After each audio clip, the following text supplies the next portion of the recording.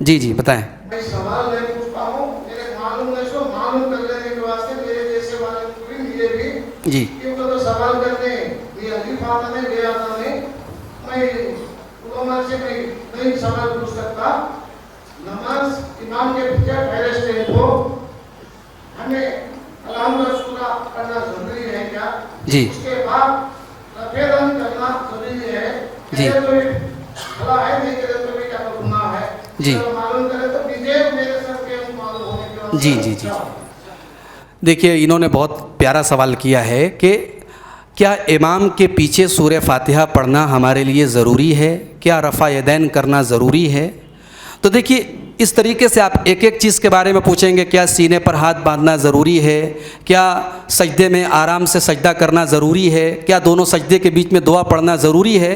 تو ان سارے سوالوں کے جواب میں یہی کہوں گا کہ اللہ کے رسول صلی اللہ علیہ وسلم نے فرمایا صلو کما رأیتمونی اصلی، نماز ویسے پڑھو جیسے مجھے پڑھتے ہوئے دیکھتے ہو.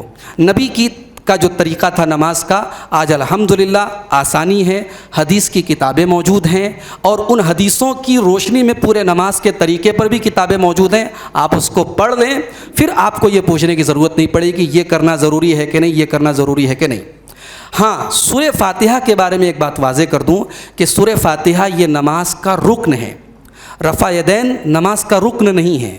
علماء نے حدیثوں کی روشنی میں نماز کے الگ الگ ایکٹیویٹیز کو، نماز کے الگ الگ کاموں کو بانٹا ہے. کچھ نماز کے اندر ضروری ہے، کچھ چیزیں سنت ہیں، کچھ چیزیں واجب ہیں.